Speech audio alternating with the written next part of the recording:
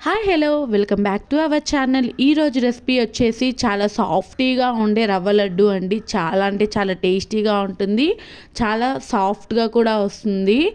చిన్నపిల్లలైనా పెద్దవాళ్ళైనా ఎవరైనా ఇష్టంగా తినే ఈ స్నాక్ రెసిపీ అయితే ఈసారి దీపావళి స్పెషల్గా నేను చేస్తున్నాను.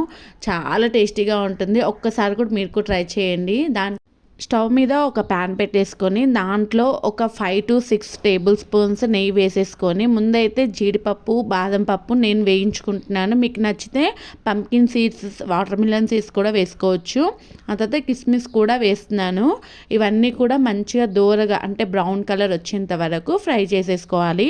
ఫ్రై చేసేసుకున్నాక పక్కన తీసి పెట్టేసుకోవాలన్నమాట. ఆ మిగిలిపోయిన నెయ్యి ఉంటుంది కదా, అందులోనే నేనైతే ఈ కప్ తోటి 3 కప్స్ వేస్తున్నానండి. 3 కప్స్ ఆఫ్ రవ్వ వేసేసుకొని బాగా వేయించుకోవాలి. రవ్వ లడ్డు అనేది సాఫ్ట్గా రావాలి, అంటే బాగా ఉండాలి అని అంటే రవ్వ వేయించిన దాన్ని బట్టే ఉంటుందండి. ఇలా బ్రౌన్ కలర్ అంటే లైట్ బ్రౌన్ వచ్చినంత వరకు వేయించుకొని అందులో ముందుగా అయితే 1 కప్పు పాలు వేసేసుకొని ఆ పాలంతా కలిసేలాగా ముందు వేయించుకోవాలి. ఆ తర్వాత ఇంకొక కప్పు కూడా వేసేసుకొని అంటే 3 కప్స్ రవ్వకి 2 కప్స్ మిల్క్ అయితే కరెక్ట్ సరిపోతుందండి. ఇలా మొత్తం కలిపేసుకుంటూ ఉండాలి. కానీ చాలా ఫాస్ట్గా కలుపుకోవాలండి, లేదంటే ఉండలు కట్టేస్తుంది. కాబట్టి చాలా అంటే చాలా ఫాస్ట్గా కలిపేసుకుంటూ ఉండాలి. ఇలా కాదు అంటే మ్యాషర్తో కూడా మీరు కలుపుకోవచ్చు. ఇలా కలుపుకున్నారు అని అంటే మొత్తం పొడిలాడుతూ రావాలి. ఇలా పొడిలాడుతూ వచ్చేంత వరకు దీన్ని వేయించుకుంటూనే ఉండాలి. పాలల్లో ఇది వేయిస్తున్నప్పుడు భలే గుమగుమలాడుతూ స్మెల్ వస్తుందండి. ఆ తర్వాత మొత్తం ఇలా పొడిగా వచ్చిన తర్వాత ఒక బౌల్లో ట్రాన్స్ఫర్ చేసుకోవాలి.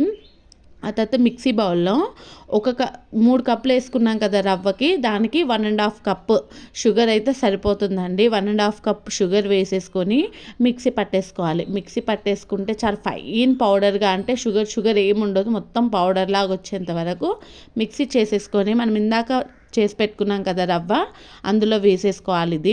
ఆ తర్వాత అది మొత్తం ఒకసారి కలిపేసుకోవాలన్నమాట. అందులోనే ఒక 2 ఇలాచీ వేసుకోవచ్చు. నేనైతే ఇలాచీ పౌడర్ వేయలేదు, ఇలాచీ వేసాను. మీకు కావాలంటే ఇలాచీ పౌడర్ కూడా వేసేసుకోవచ్చు.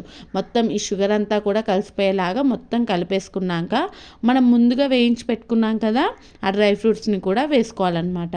మొత్తం వేసేసుకొని ఆ మొత్తం డ్రై ఫ్రూట్స్లో గీ ఉంటుంది కాబట్టి ఆ గీ కూడా మొత్తం కలిపేసుకొని మొత్తం ప్రతి ఒక్క రవ్వకి అంటే కింద నుంచి మీద వరకు మొత్తం కలిపేసుకోవాలన్నమాట. ఎక్కడ లంప్స్ అనేది ఏం లేకుండా మొత్తం ఒకసారి పిసికేసుకొని ఇలా లడ్డులా చుట్టేసుకోవాలి.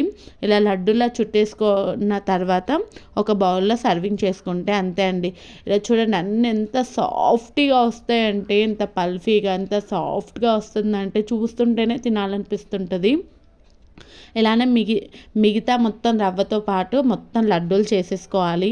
అంతే అండి, చాలా సింపుల్గా తొందరగా అయిపోయి ఈ రవ్వ లడ్డు ఈ దివాళీకి నేను స్పెషల్గా చేస్తున్నాను.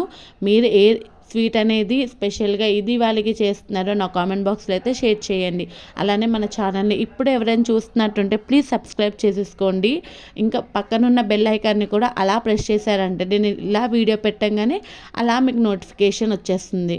ఈసారి అయితే నేను చేసే రవ్వ లడ్డు మీకు నచ్చిందని అనుకుంటున్నాను. మీకు ఇంకేమైనా రెసిపీస్ కావాలి అని అంటే కామెంట్ బాక్స్లో అయితే షేర్ చేయడం మాత్రం అస్సలు మర్చిపోకండి.